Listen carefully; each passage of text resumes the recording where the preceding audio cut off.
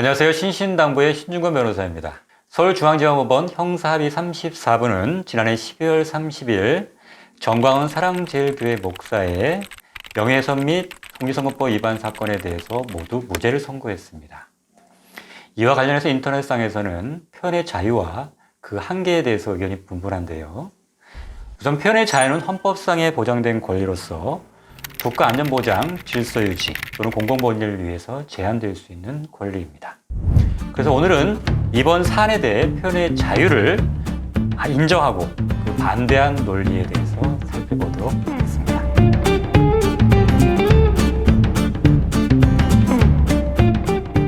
지난 4.15 총선을 앞두고 집회에서 사전선거운동을 했고 문재인은 간첩, 문재인이 공산화를 시도했다 등 발언으로 대통령의 명예를 훼손한 혐의로 재판에 넘겨졌던 정광훈 사랑제일교회 목사.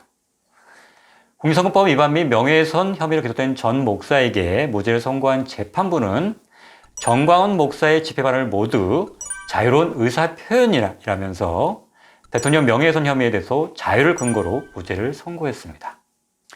재판부는 특히 문재인 대통령에 대한 명예훼손의 경우 간첩이라는 낱말이 사용된 맥락과 피해자인 문 대통령이 공인이라는 점을 무죄 판단에 적용했습니다. 본래의 간첩이라는 용어 대신에 북한의 우호적인 사람이라는 확장적 의미에 가깝다는 것이 재판부의 판단이었습니다. 대한민국 공산화 주장 또한 나름의 근거를 갖춘 공인에 대한 자유로운 의견 개진에 불과하다, 이런 판단도 내렸습니다. 이번 사건의 재판부의 판단 내용은 상당 부분 2018년 전원합의체 판결, 즉 2014-61654 전원합의체 판결의 다수 의견을 인용하고 있는 것으로 보입니다. 먼저 이 판결의 다수 의견을 살펴보도록 하겠습니다. 위 판결의 다수 의견은 명예훼손과 모욕적 표현은 구별해서 다루어야 하고 정치적 논쟁이나 의견 표명과 관련하여 표현의 자유를 넓게 보장할 필요가 있다. 표현행위로 인한 명예훼손 책임이 인정되려면 사실을 적시함으로써 명예가 훼손되었다는 점이 인정되어야 한다. 특히 공적 관심사에 대한 표현의 자유는 중요한 헌법성 권리로서 최대한 보장되어야 하고 다만 개인의 사적 범익도 보호되어야 하기 때문에 표현의 자유 보장과 인격권 보호라는 두 법익이 충돌할 때에는 구체적인 경우에 그 이익을 형량해서 판단해야 된다. 이렇게 보고 있습니다.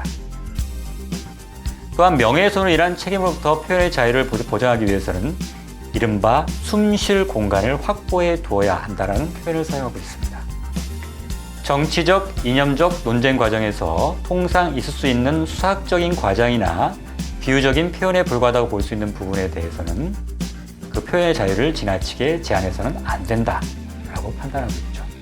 이에 반해 반대 의견은 표현의 자유에도 일정한 한계가 있을 수밖에 없다. 상대방을 아예 토론의 상대방으로 인정하지 않는 배제와 매도는 민주적 토론을 원천적으로 봉쇄할 수 있다. 우리 사회에서 부정확하거나 바람직하지 못한 표현들이 난무하고 있는 것이 현실이라는 점을 고려할 때 자유로운 의견 표명과 공개 토론이 가능한 표현이라면 얼마든지 최대한 보장되어야 하지만 상대방의 존재를 부정하고 토론 자체를 봉쇄하는 표현에 대해서는 일정한 제한이 필요하다. 이렇게 판시하고 있습니다.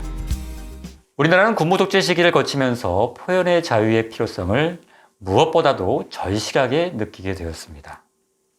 또한 민주화 이후로는 표현의 자유에 대한 제한, 이거에 대해서 극단적인 거부감을 보이기도 합니다. 따라서 그동안에는 표현의 자유의 최대한의 보장 쪽에 무게가 실려 있었고 표현의 자유의 한계에 대해서는 그동안 별다른 논의가 없었던 것이 현실입니다. 하지만 특히 문재인 정부 들어 이전 정부와는 달리 표현의 자유가 비교적 잘 보장되다 보니까 자유의 한계를 벗어나 사회를 분열시키고 다른 사람에게 피해를 주는 사례가 점차 나타나기 시작했습니다. 이번 전 목사 사건에 있어서도 정치적 이념적 논쟁이 순수한 관점에서 이루어졌다고 보기는 어렵고요. 자신들의 목적을 위해 상대방을 아예 토론의 상대방으로 인정하지 않는 표현의 자유가 아닌 표현의 방종의 모습을 보이고 있습니다. 이런 상황에서 이번 판결은 자칫 어떠한 표현의 자유도 제한받지 않는다.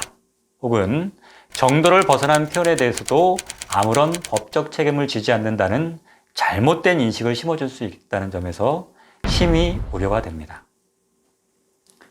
표현의 자유란 상대방을 비난하고 굴복시키기 위한 목적하에 인정되는 것이 아니라 생각의 다름을 인정하고 토론 과정에서 자연스럽게 합리적인 결론을 도출하기 위한 과정, 그 자체임을 명심할 필요가 있습니다. 이번 판결은 법리적인 관점에서는 재판부의 판단이 일부 맞는 부분도 있고 다소 아쉬운 부분도 있습니다. 하지만 문제가 된 발언이 이루어진 배경이나 상황에 대한 인식 없이 너무 순진하게 이상적인 관점에서만 판단한 것은 현실과 한참 동떨어진 판결이 아닌가 하는 아쉬운 생각이 들었습니다. 신준건 변호사의 생각. 앞으로는 이상적인 관점에서만 판단할 게 아니라 현실을 제대로 반영한 판결이 나오기를